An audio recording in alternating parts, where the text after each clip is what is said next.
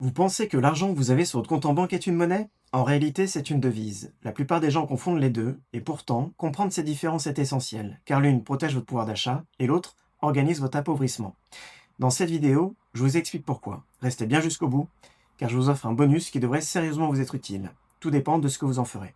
Notre plus grande richesse dans la vie est notre temps et notre liberté. La monnaie est simplement un outil pour les commercer. Une grande partie de ce temps et de cette liberté est utilisée au cours de notre vie comme un temps de travail, ou ce que l'on peut appeler une énergie économique, que nous mettons au service d'une entreprise ou d'une institution qui nous verse en contrepartie un salaire, qui est normalement payé sous forme de monnaie. Cette monnaie, nous la stockons sur notre compte en banque, puis nous la dépensons au cours du temps lorsque c'est le bon moment pour faire face à nos dépenses quotidiennes en achetant des biens et des services. Mais ce salaire mensuel qui nous est versé, nous est-il versé dans une monnaie ou bien nous est-il versé dans une devise? Cette vidéo va répondre de manière précise à cette question. Avant de rentrer dans le vif du sujet, je vous propose de vous rappeler les trois qualités essentielles d'une monnaie. Une bonne monnaie doit pouvoir cristalliser notre énergie économique, elle doit pouvoir la transporter très loin dans l'espace et très loin dans le temps, et elle doit pouvoir la convertir au cours du temps. Dit autrement, une monnaie doit permettre de cristalliser, de transporter et de convertir la valeur dans n'importe quel pays du monde, en tout temps, en toutes circonstances, tout en conservant sa valeur dans le temps. Avant de vous présenter le comparatif, je vous rappelle brièvement une date clé de notre histoire économique récente. La date du 15 août 1971 aux États-Unis, date au cours de laquelle, en un seul jour et en une seule fois, en mettant fin aux accords de Bretton Woods datant de 1944, le gouvernement américain de Nixon a fait basculer l'ensemble des devises du monde qui étaient convertibles en dollars, puis convertibles en or, donc qui avaient une valeur fondamentale avec un statut de monnaie, au statut de devise non convertible en or, c'est-à-dire sans aucune valeur fondamentale. Voyons maintenant ces différences entre une monnaie et une devise non convertible. Je vous propose un comparatif sur la base de 20 critères afin que vous puissiez visualiser, comprendre et intégrer ces différences, car une fois que vous les avez comprises, cela va changer votre rapport à l'argent, la perception que vous avez de votre épargne et donc celle de votre patrimoine financier. Je vous propose un comparatif entre les pièces modernes américaines en onces d'or et en onces d'argent, qui sont les monnaies légales inscrites dans la Constitution américaine de 1789, avec une devise de 50 dollars américains émise par la Réserve fédérale. Je choisis volontairement le dollar car il s'agit de la devise non convertible dominante depuis le 15 août 1971 dans notre système monétaire mondial.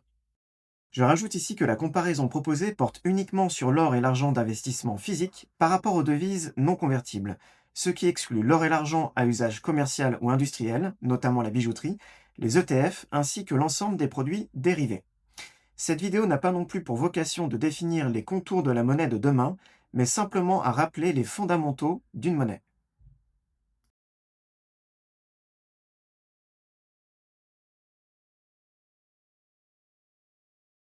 Pour commencer ce comparatif, une monnaie doit être une réserve de valeur durable.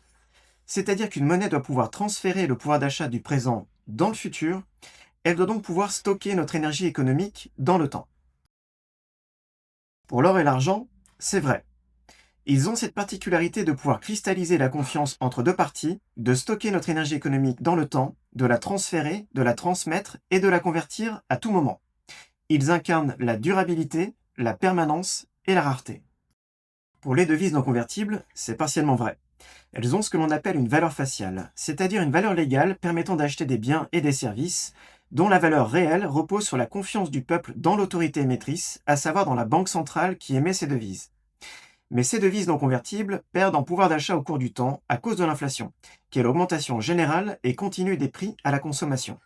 Et cette inflation est la conséquence directe de la manière dont les devises non convertibles sont créées, c'est-à-dire imprimées sans création de richesse en contrepartie, contrairement à la période de l'étalon dollar-or entre 1944 et 1971, période au cours de laquelle les devises avaient un équivalent en or stocké dans la banque centrale lors de leur création. En résumé, l'or et l'argent sont des réserves de valeur durable dans le temps en raison de leur nature véritable, de leur poids et de leur pureté. Les devises non convertibles ne sont pas des réserves de valeur durable dans le temps en raison de leur nature artificielle et en l'absence de valeur intrinsèque.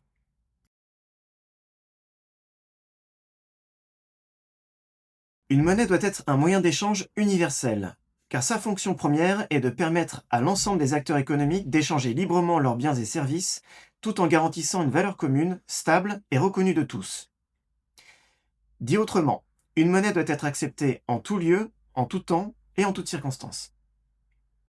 Pour l'or et l'argent, c'est vrai. Ils sont acceptés à l'unanimité dans tous les pays du monde sans exception, comme un moyen d'échange universel, en tout temps, en tout lieu et en toutes circonstances. Je rappelle ici que les monnaies d'or et d'argent sont les seules à avoir traversé toutes les crises économiques, financières, sociales, politiques, géopolitiques et militaires sur les 5000 dernières années. Pour les devises non convertibles, c'est partiellement vrai. Je ne sais pas si vous le savez, mais de nombreux pays interdisent l'utilisation de certaines devises étrangères pour des raisons économiques ou politiques. Par exemple, en Afghanistan et en Corée du Nord, il n'est pas possible d'utiliser et de convertir le dollar américain en devise locale. En résumé, l'or et l'argent sont un moyen d'échange universel depuis 5000 ans en raison de leur nature véritable. Les devises non convertibles sont un moyen d'échange international qui peut être parfois limité à certains pays et à certaines périodes.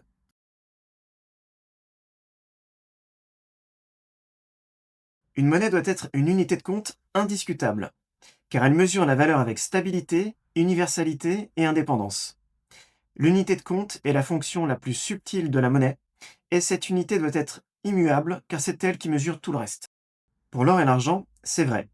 Ils permettent une mesure stable et universelle de la valeur dans le temps, car leur mesure est basée sur leur poids et leur pureté, qui sont des valeurs réelles et neutres. Et 1 gramme d'or ou 1 gramme d'argent reste 1 gramme d'or ou 1 gramme d'argent, peu importe où l'on se trouve sur la planète.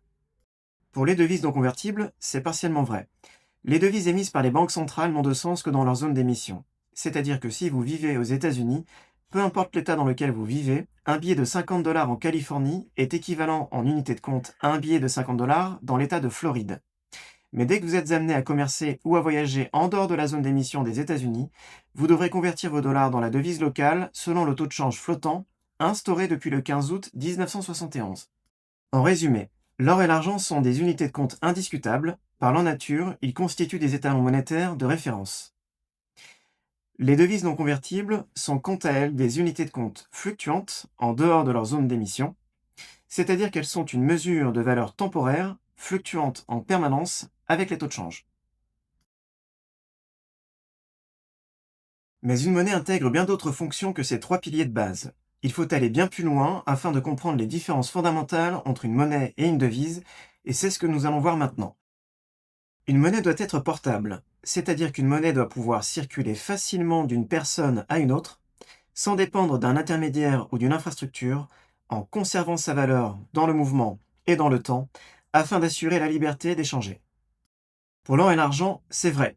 Il existe un très grand nombre de pièces et de lingots, et par conséquent, ils sont facilement portables avec cette particularité de stocker une grande valeur proportionnellement à leur poids et à leur taille. Pour les devises non convertibles, c'est vrai aussi. Elles sont facilement portables grâce aux nombreux types de pièces et de billets. Aujourd'hui, vous pouvez transporter vos liquidités facilement car elles sont digitalisées et il suffit de quelques clics depuis votre application sur votre téléphone portable pour effectuer un virement. En résumé, l'or et l'argent sont facilement portables, tout comme les devises non convertibles.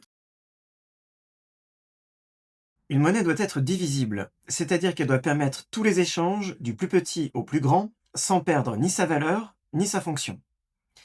Elle doit donc être fractionnable en unités plus petites, sans perte de valeur proportionnelle, afin de permettre les paiements de faibles montants. Pour l'or et l'argent, c'est vrai. L'or et l'argent existent en petites unités sous forme de pièces de quelques grammes à l'once ou sous forme de lingotins ou de lingots allant du gramme au lingot de 12,4 kg pour l'or et de 31 kg pour l'argent. Pour les devises non convertibles, c'est vrai aussi. Elles se présentent sous la forme de pièces métalliques de différentes tailles et de billets avec différentes valeurs faciales, permettant des paiements de tous les montants possibles. En résumé, l'or et l'argent offrent un large choix de supports pour effectuer un paiement, tout comme les devises non convertibles. Une monnaie doit être fongible, c'est-à-dire que chaque unité d'une monnaie peut être remplacée par une autre de même nature et de même qualité, sans perte de valeur ni de fonction. Dit autrement, la monnaie doit être interchangeable, sans condition, car elle doit permettre l'uniformité des échanges. Pour l'or et l'argent, c'est vrai. Par exemple, si nous sommes amenés à commercer ensemble et que j'utilise une once d'or moderne, c'est-à-dire une pièce de 34 grammes environ, avec un titrage de près de 92%, ma pièce d'or doit être équivalente à votre pièce d'or en termes de poids et de pureté, afin de commercer sereinement. Pour les devises non convertibles, c'est partiellement vrai. Elles sont fongibles par définition. Comme vu précédemment, aux États-Unis, un billet de 50 dollars en Californie est équivalent à un autre billet de 50 dollars en Floride, quel que soit son numéro de série ou son ancienneté. Mais cette valeur change lorsque vous voyagez en dehors des États-Unis, comme expliqué précédemment avec le taux de change flottant. En résumé, l'or et l'argent ont une excellente fongibilité en raison de leur nature véritable, qui est une mesure en poids et en pureté. Les devises non convertibles sont fongibles dans leur zone d'émission, mais leur fongibilité à l'international est conditionnée au taux de change flottant.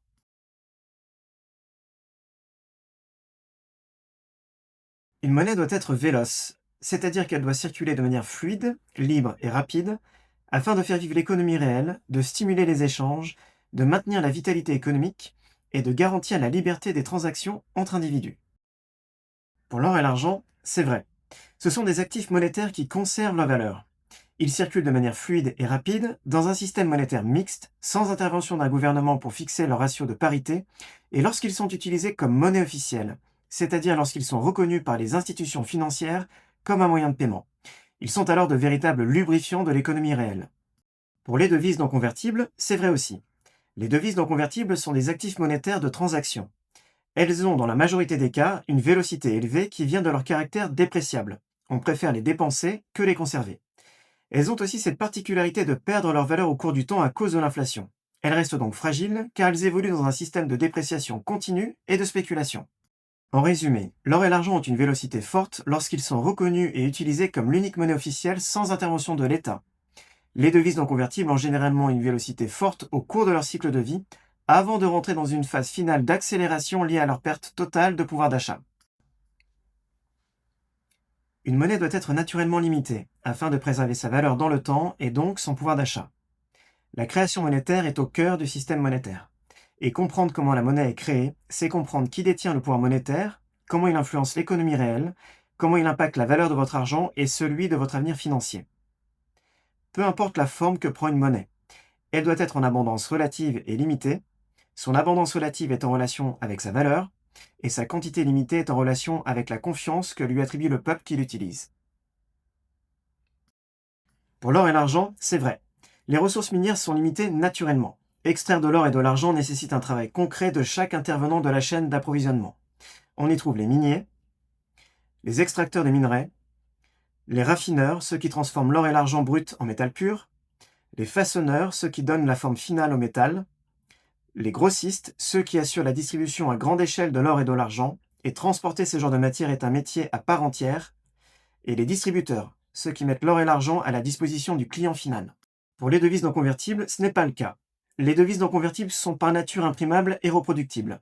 Elles le sont sur demande et peuvent être imprimées à l'infini par l'autorité émettrice, à savoir la banque centrale du pays ou de la zone concernée. En résumé, les réserves d'or et d'argent sont naturellement limitées. Les réserves des devises non convertibles sont éternelles car elles sont imprimables à l'infini. Une monnaie doit être vérifiable facilement, afin que chacun puisse reconnaître sa valeur sans avoir besoin de faire confiance à un tiers. Pour l'or et l'argent, c'est vrai. L'or et l'argent se vérifient facilement avec des observations simples comme par exemple leur poids, leur aspect, leur absence de magnétisme, leur sonorité, leur conductivité, leur gravure et leur tranche. Pour les devises non convertibles, c'est partiellement vrai. Il est possible de vérifier une devise par son aspect, son toucher, sa valeur faciale, par les différents points de sécurité qui sont facilement identifiables sur chaque billet. Mais êtes-vous vraiment capable de vérifier l'authenticité d'un billet à 100% par vous-même? Si je vous donne une devise étrangère, serez-vous en mesure de vérifier son authenticité? Honnêtement, ce n'est pas évident. En résumé, l'or et l'argent sont facilement vérifiables en raison de leur nature véritable. Les devises non convertibles sont plus difficiles à vérifier en raison de leur nature artificielle, notamment les devises étrangères selon leur date et leur zone d'émission. Une monnaie doit être reconnaissable facilement, afin que chacun puisse la reconnaître, l'accepter et lui faire confiance. Pour l'or et l'argent, c'est vrai. Ils sont faciles à reconnaître visuellement, au toucher et par leurs propriétés physiques que l'on a vues précédemment. Ils sont reconnus dans tous les pays du monde, en tout temps et en toutes circonstances. Pour les devises non convertibles, c'est partiellement vrai. Le billet est fragile de par sa nature artificielle. Il s'use avec le temps, il peut se déchirer, se décolorer et s'effacer. Il est aussi parfois difficile de reconnaître une devise, c'est notamment le cas pour les devises étrangères auxquelles nous ne sommes pas habitués. En résumé, l'or et l'argent sont facilement reconnaissables en raison de leur nature véritable. Les devises non convertibles sont plus difficilement reconnaissables en raison de leur nature artificielle selon leur zone et leur date d'émission. Une monnaie doit être convertible universellement, afin de pouvoir circuler librement entre les peuples, les cultures, les économies, sans dépendre d'un système, d'un pays ou d'une autorisation. Pour l'or et l'argent, c'est vrai. C'est le cas dans l'unanimité des pays du monde. Partout où vous irez sur notre planète, l'or et l'argent sont convertibles dans les devises locales, sans exception. Ils ont donc un rôle de convertisseur de richesse. Pour les devises non convertibles, c'est partiellement vrai. Certains pays interdisant l'utilisation et la conversion des devises étrangères dans leurs devises locales, comme vu précédemment. En résumé, l'or et l'argent sont universellement convertibles grâce à leur nature véritable. Certaines devises étrangères ne sont pas convertibles en devises locales selon les régions et les périodes. Une monnaie doit être infalsifiable, c'est-à-dire impossible à copier ou à reproduire artificiellement afin de maintenir la confiance, de préserver sa valeur, de conserver son acceptation universelle et de garantir la stabilité du système monétaire. Pour l'or et l'argent, c'est vrai. Il est extrêmement difficile de les falsifier. Ils ne sont pas copiables et ils sont encore moins imprimables, car ils ont une nature véritable avec des caractéristiques physiques et chimiques uniques. Et pour obtenir une pièce ou un lingot, il faut aller le miner, l'extraire, le raffiner et le façonner. Et cela fait appel à des compétences techniques spécifiques. Toutefois, la seule matière permettant de copier l'or s'appelle le tungstène, qui présente la même densité que le métal or. Mais il est facile de le détecter à l'aide d'outils simples. Je ferai une vidéo sur ce sujet prochainement. Pour les devises non convertibles, c'est partiellement vrai. Elles restent fragiles car elles sont fabriquées à partir d'une matière artificielle qui se résume à du papier, de l'encre et des technologies de contrôle. Elles sont fabriquées avec une technologie qui n'est pas incontournable, ce qui explique aussi tous les points de contrôle appliqués sur les billets. Et malgré un grand nombre de points de sécurité pour éviter leur contrefaçon, il est arrivé dans notre histoire que les devises soient contrefaites par des fausseurs expérimentés. Ils ont tous été arrêtés et jugés, mais ils avaient réussi leur coup.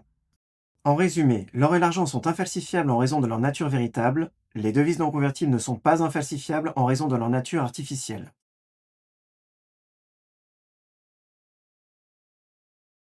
Une monnaie doit être non spéculative et non dépréciable, c'est-à-dire qu'elle doit rester stable dans le temps afin de garantir son rôle de mesure de valeur, d'outil neutre dans les échanges et maintenir sa légitimité. Pour l'or et l'argent, c'est vrai. Par nature, ils sont anti-spéculatifs. Ils ne produisent pas d'intérêt ni d'inflation. Ils ont une valeur intrinsèque, c'est-à-dire une valeur liée au métal lui-même. L'origine de leur prix est basée sur la loi de l'offre et de la demande. Le rendement attendu est faible car l'or et l'argent ne produisent pas d'intérêt, ils ont un rendement néant. Leur base spéculative est faible car il s'agit d'un actif tangible et d'une valeur universelle ayant un usage industriel. Leur volatilité naturelle est faible car elle est liée à leurs fondamentaux physiques.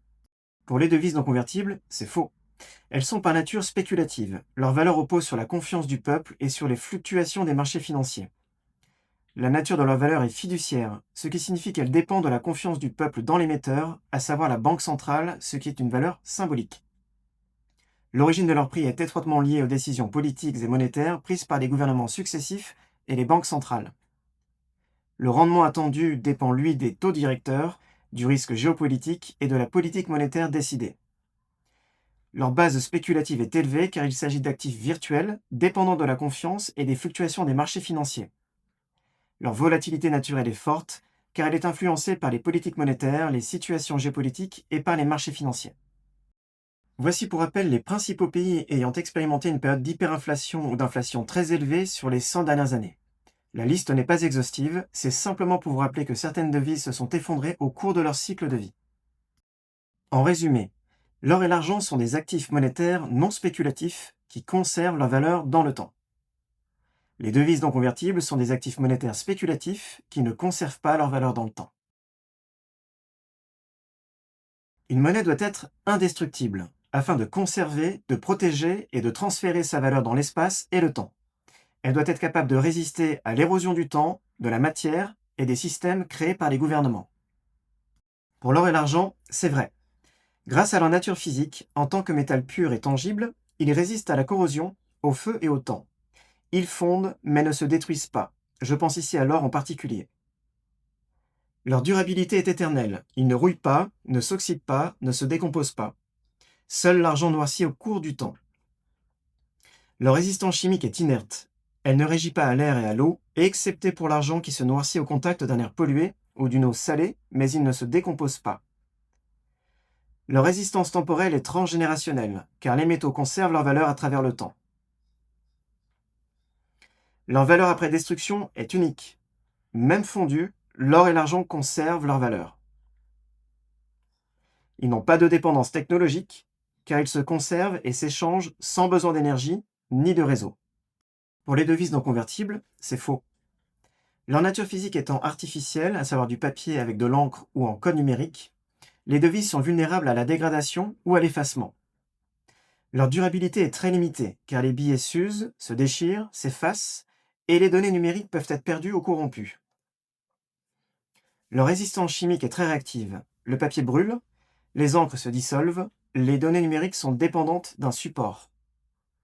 Leur résistance temporelle est éphémère car les billets changent de format et les devises disparaissent au cours du temps. Notre histoire récente nous l'a montré à de multiples reprises. Leur valeur après destruction est nulle, un billet brûlé ne vaut plus que ses cendres. Leur dépendance technologique est totale car elle dépend d'un système bancaire, d'un système numérique ou de la confiance du peuple dans les institutions. En résumé, l'or et l'argent sont indestructibles en raison de leur nature véritable, les devises non convertibles sont quant à elles destructibles en raison de leur nature artificielle. Une monnaie doit être anonyme et intraçable, afin de garantir la liberté d'échanger, sans surveillance, sans intermédiaire et sans traçage. Pour l'or et l'argent, c'est vrai. La nature de la transaction est un échange simple, direct, physique, de main à la main, sans intermédiaire. Ils n'ont pas besoin d'infrastructures pour circuler. Leur traçabilité est modérée. À l'achat et à la revente, depuis quelques années, un formulaire pour connaître son client, intitulé KYC pour Know Your Customer, doit être rempli. Mais il n'existe pas de traçabilité liée au stockage lorsqu'ils sont détenus physiquement et en personne. Il n'y a pas besoin d'autorisation pour faire une transaction, ni besoin d'un intermédiaire. La transaction est libre. Il n'y a pas de lien avec notre identité. Une pièce ne porte pas de numéro de série ni le nom de son propriétaire. Je précise tout de même que les lingots et les lingotins en or uniquement ont un numéro de série pour assurer une traçabilité des lots. Au niveau de la confidentialité, elle est quasi totale. Seul l'échange physique existe, invisible au système, hormis les formulaires KYC instaurés ces dernières années. Au niveau de la souveraineté individuelle, elle est totale. L'utilisateur est maître de sa valeur lorsqu'il la détient en propre. Les risques de censure et de blocage sont quasi inexistants, personne ne peut bloquer ou annuler une transaction physique. Et la durée de l'anonymat dans le temps est permanente, aucune donnée n'est exploitable dans le futur concernant la traçabilité, en particulier pour les pièces d'or et d'argent qui n'ont pas de numéro de série. Pour les devises non convertibles, c'est faux. La nature de la transaction est scripturale ou numérique. Le passage par un tiers est obligatoire, à savoir une institution financière, une banque ou une plateforme. La traçabilité est totale, chaque transaction électronique est enregistrée, surveillée et traçable. Le besoin d'autorisation est fréquent, surtout pour les grosses transactions, et dépend d'un système bancaire soumis à la réglementation et au contrôle des organismes d'État. Le lien avec l'identité est fort, les devises sont liées à un compte, à un IBAN, lui-même relié à une carte d'identité, à une carte de débit ou de crédit, ou à une identité numérique. La confidentialité est nulle, chaque transfert financier laisse une empreinte électronique ou numérique. La souveraineté individuelle est limitée. L'utilisateur dépend du bon vouloir des institutions bancaires et financières. Les risques de censure et de blocage sont élevés, les comptes peuvent être gelés, fermés, les virements refusés, les retraits limités. La durée de l'anonymat dans le temps est quasi nulle, toutes les données restent stockées et accessibles à long terme par les autorités régulatrices. En résumé, l'or et l'argent sont anonymes par nature, les devises non convertibles sont traçables par conception. Une monnaie doit être thésaurisable, afin de conserver l'énergie économique et transmettre sa valeur dans le temps. C'est un point central de la monnaie et le test ultime d'une bonne monnaie. Si elle peut être thésaurisée sans perte de valeur, c'est une monnaie. Si elle perd de sa valeur quand on la garde, c'est une devise. Pour l'or et l'argent, c'est vrai. Leur valeur intrinsèque stocke la valeur, la transporte dans l'espace et le temps, et la convertit. Leur pouvoir d'achat est stable voire croissant au cours du temps. Leur résistance à l'inflation est totale. Leur durabilité physique est inaltérable. La confiance des peuples dans ces deux métaux est millénaire et universelle. La motivation du détenteur de métaux précieux est de conserver, de transmettre et de protéger la valeur dans le temps. Pour les devises non convertibles, c'est partiellement vrai. Elles n'ont pas de valeur intrinsèque. Il s'agit simplement d'instruments d'échange qui perdent leur valeur au cours du temps, comme déjà expliqué précédemment. Leur pouvoir d'achat décline à cause de l'inflation continue créée par les injections monétaires des banques centrales. La résistance à l'inflation est nulle car la création monétaire dilue leur valeur à chaque injection monétaire dans le système. Leur durabilité physique est faible car les devises ont une usure naturelle liée à leur utilisation et à leur nature artificielle. La confiance des peuples dans les devises est cyclique et aléatoire selon la confiance dans les différents gouvernements successifs et les politiques monétaires en place. La motivation du détenteur de devises non convertibles est principalement de les dépenser avant qu'elles ne se déprécient. En résumé, l'or et l'argent sont thésaurisables car ils permettent de se construire un capital et de le transmettre au cours du temps sans perte de valeur. Les devises non convertibles sont antithésaurisables en raison de leur nature artificielle et de la dilution progressive et continue de leur pouvoir d'achat au cours du temps. Une monnaie doit être vendable afin de conserver sa convertibilité, sa liquidité et son acceptation universelle. Dit autrement, la vendabilité d'une monnaie mesure la facilité avec laquelle un bien peut être échangé contre un autre bien sans perte de valeur et à tout moment. Pour l'or et l'argent, c'est vrai. Leur vendabilité signifie la capacité de l'actif à être échangé facilement contre d'autres biens, à tout moment et partout. Leur acceptation est mondiale, ces deux métaux monétaires étant reconnus, désirés et acceptés dans tous les pays du monde, en tout temps et en toutes circonstances depuis des millénaires. Leur valeur intrinsèque est indépendante du système financier dans lequel leur prix est déterminé. Leur liquidité réelle est élevée, ils sont convertibles dans la devise locale de tous les pays du monde et en toutes circonstances. Leur vente hors du système bancaire est possible de main à la main, entre particuliers. La stabilité de leur prix de vente est plutôt forte en l'absence de manipulation de leur cours par certaines institutions financières, leur demande mondiale et leur abondance relative assurant une stabilité du prix. Et leur convertibilité au cours du temps est permanente. Pour les devises non convertibles, c'est partiellement vrai. Leur vendabilité signifie la capacité de cet actif à être échangé uniquement dans la juridiction qui l'émet. Leur acceptation est locale ou régionale, valable uniquement dans la juridiction qui les émet. Leur valeur intrinsèque est faible, la devise n'a de valeur que par la confiance du peuple dans l'autorité émettrice, à savoir dans la banque centrale. Leur liquidité est conditionnée, elle dépend d'un réseau bancaire, d'un taux de change ou d'une infrastructure. La vente hors système bancaire est impossible sans intermédiaire, il est toujours nécessaire d'avoir un compte, un réseau ou une autorisation. La stabilité du prix de vente est faible, le taux de change ou la politique monétaire influençant fortement leur valeur. Leur convertibilité est temporaire, les devises changent, se dévaluent au cours du temps ou disparaissent.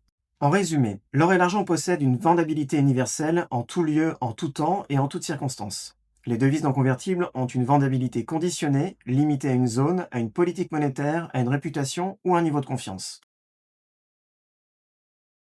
Nous approchons ici de la fin de cette vidéo. Nous allons voir maintenant les 3 points essentiels à connaître permettant véritablement de différencier une monnaie d'une devise.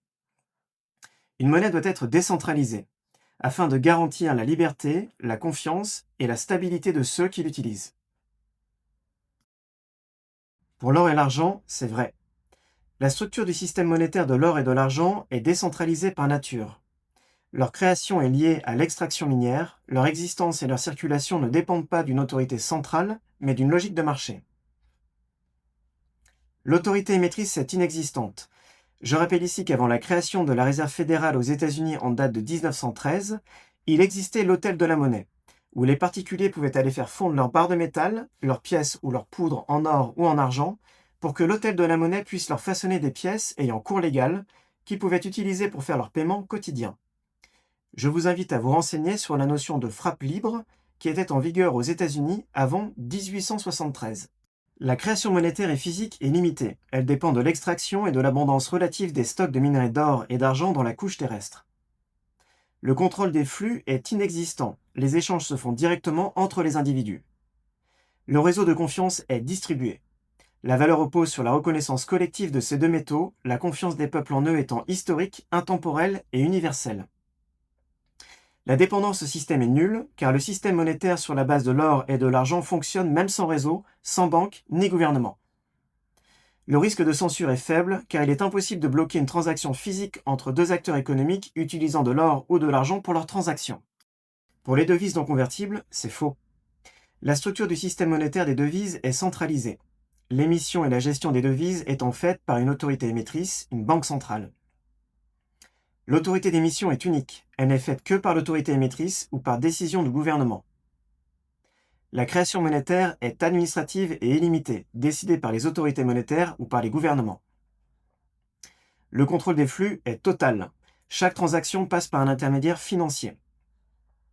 Le réseau de confiance est centralisé. La valeur repose sur la confiance du peuple qui l'utilise, à savoir dans un acteur unique qui est la banque centrale. La dépendance au système est totale, elle dépend d'un système politique, juridique et numérique. Le risque de censure est élevé, les comptes peuvent être bloqués, les retraits limités ou plafonnés, les transactions refusées et les comptes bancaires fermés. En résumé, l'or et l'argent sont des monnaies décentralisées en raison de leur nature véritable. Une monnaie décentralisée appartient à ceux qui la détiennent. Les devises non convertibles sont des systèmes centralisés en raison de leur nature artificielle. Une monnaie centralisée appartient toujours à ceux qui la créent. Une monnaie doit avoir une valeur fondamentale, afin de conserver sa valeur dans le temps, de maintenir son acceptation universelle et de garantir la stabilité du système monétaire. Pour l'or et l'argent, c'est vrai. L'origine de leur valeur est directement liée à leur nature véritable. Leur valeur réside dans leur matière elle-même, qui se résume à du poids et de la pureté. L'origine de leur valeur est naturelle et universelle. Elle est issue de leur abondance géologique, de la demande mondiale et de leur utilité dans l'économie réelle. Le maintien de leur valeur est indépendant du système. Ils conservent leur pouvoir d'achat en cas d'effondrement économique.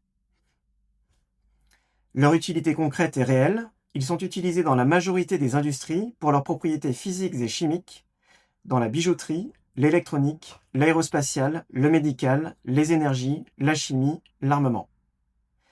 Je précise ici que vous ne pourriez pas regarder cette vidéo si votre écran d'ordinateur, de votre téléphone portable ou celui de votre tablette ne contenait pas quelques microgrammes d'or et d'argent.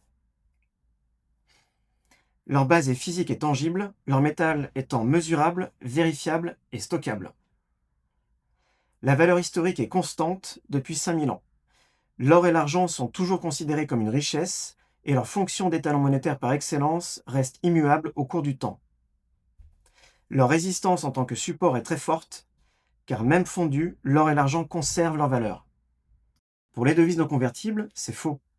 L'origine de la valeur est fiduciaire, c'est-à-dire que leur valeur repose sur la confiance accordée à l'émetteur, à savoir la banque centrale, par le peuple qui l'utilise. Il s'agit d'une valeur uniquement symbolique. L'origine de la valeur est politique et monétaire. Elle est déterminée par décret ou par la politique monétaire du pays ou de la zone concernée. Le maintien de leur valeur est totalement dépendant du système en fonction des politiques monétaires décidées par les autorités au pouvoir. Leur utilité concrète réelle est faible. Elles n'ont aucun usage en dehors de leur fonction d'échange. Leur base physique se résume à une matière artificielle, un mélange de papier, d'encre, de symboles ou de lignes de code. Leur valeur historique est variable et éphémère, chaque devise finit par disparaître ou se dévaluer au cours du temps. La résistance du support est très faible, une fois détruit ou effacé, le billet ou le code perd toute sa valeur. En résumé, l'or et l'argent ont une valeur fondamentale en raison de leur nature véritable. Leur abondance relative et leur utilité concrète dans l'économie réelle leur confèrent une valeur indépendante de toute autorité. Il s'agit de richesses qui ne dépendent ni de la confiance, ni d'un contrat, ni d'un serveur. L'or et l'argent n'ont pas besoin d'être garantis, car ils sont la garantie. Ce qui repose sur la matière traverse le temps. Les devises non convertibles ont une valeur de promesse en raison de leur nature artificielle. Leurs impressions infinies par les banques centrales et leur absence d'utilité en dehors de leur fonction d'échange leur confèrent une valeur totalement dépendante d'une autorité. Elles représentent une promesse d'un pouvoir d'achat qui ne sera pas tenu au fil du temps. Leur valeur repose uniquement sur la confiance du peuple envers une autorité et ne présente aucune garantie fiable dans la durée. Ce qui repose sur la confiance disparaît avec la peur. Une monnaie ne doit pas avoir de risque de contrepartie, car elle doit conserver sa valeur sans dépendre de la solvabilité d'une autorité tierce. C'est quoi un risque de contrepartie? Dans notre cas, c'est le risque que l'autorité émettrice de la monnaie, c'est-à-dire celle qui l'a créée, ne respecte pas ses engagements initiaux au fil du temps, autrement dit, qu'elle fasse faillite, et ce faisant que la devise émise perde l'intégralité de sa valeur et disparaisse subitement. Ce critère est fondamental pour comprendre la différence entre posséder une richesse et posséder une promesse de valeur. Pour l'or et l'argent, c'est vrai. Ils sont des actifs monétaires pour lesquels il n'existe aucun risque de contrepartie. Si vous détenez physiquement ces métaux, ils ont été extraits, raffinés, façonnés, et leur valeur est stockée de manière intemporelle. Elle est avec vous, elle est dans votre main.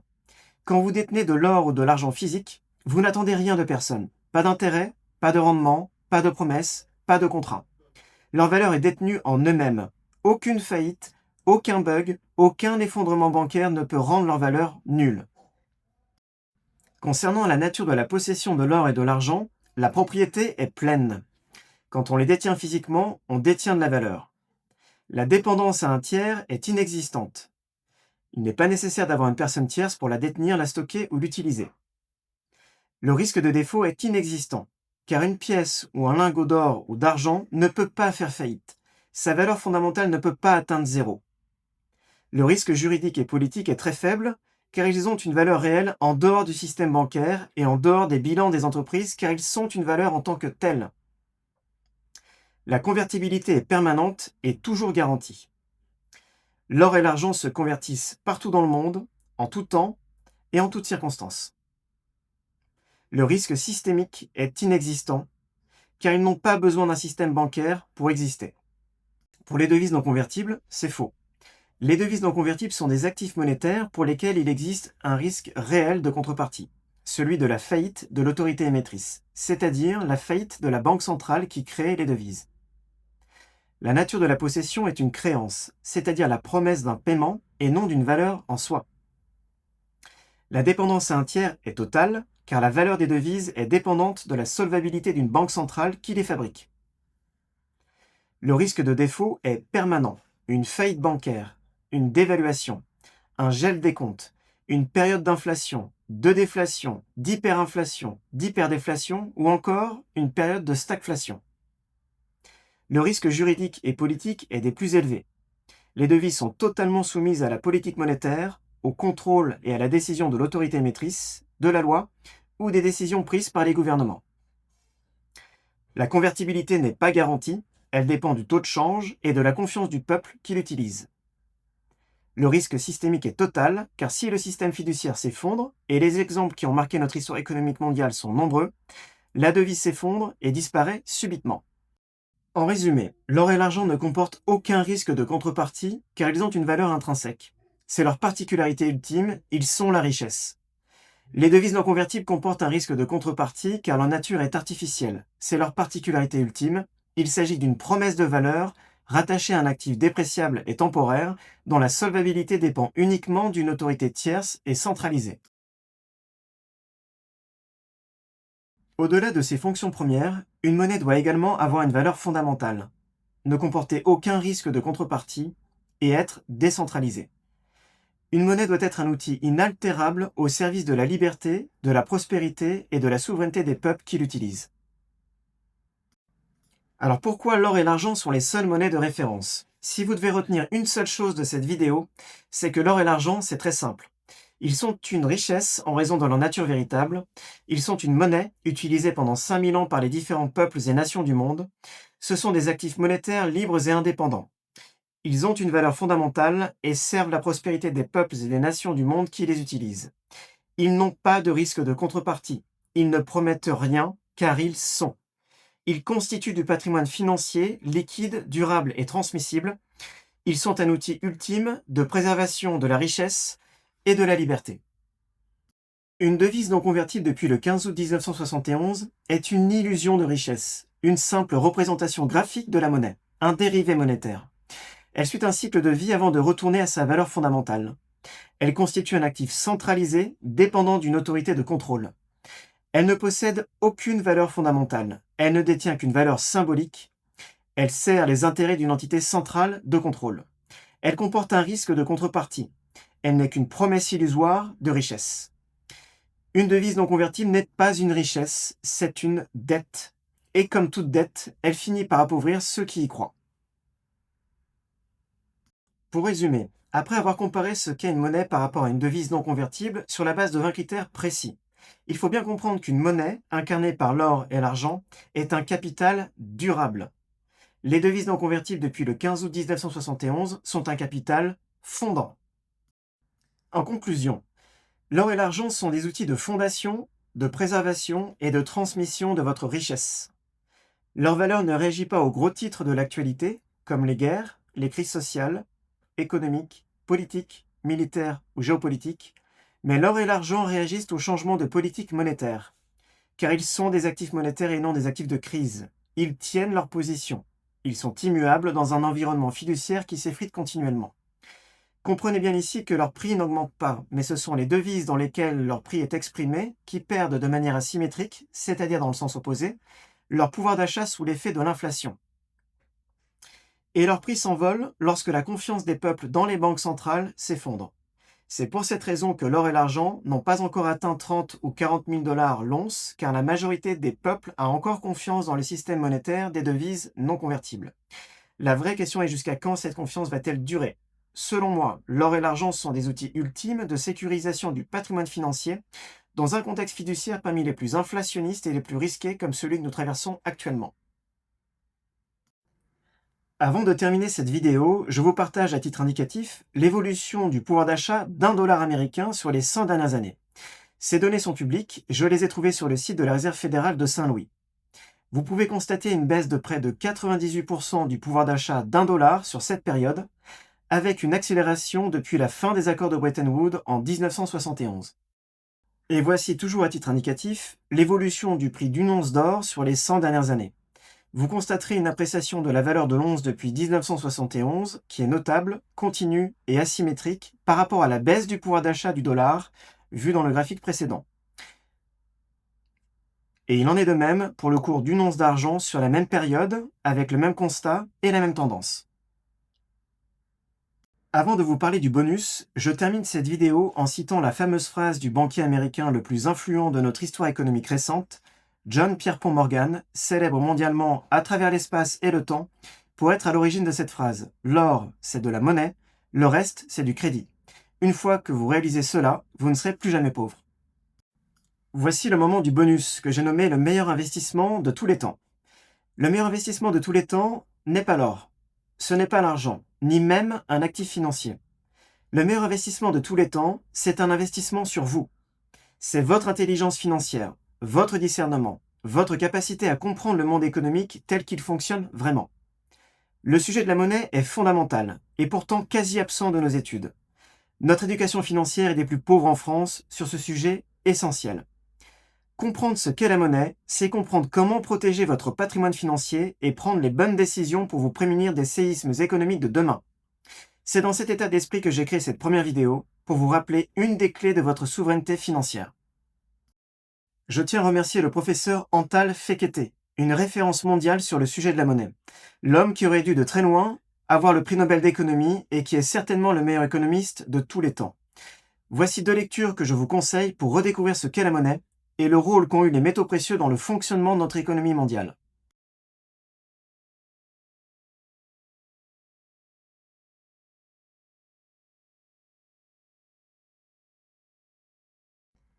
Je vous remercie pour avoir regardé cette vidéo dans son intégralité. Si vous avez aimé son contenu, n'hésitez pas à la liker et à vous abonner en cochant la petite cloche afin d'être informé de mes prochaines vidéos. Si vous avez des commentaires, n'hésitez pas à m'en faire en dessous la vidéo.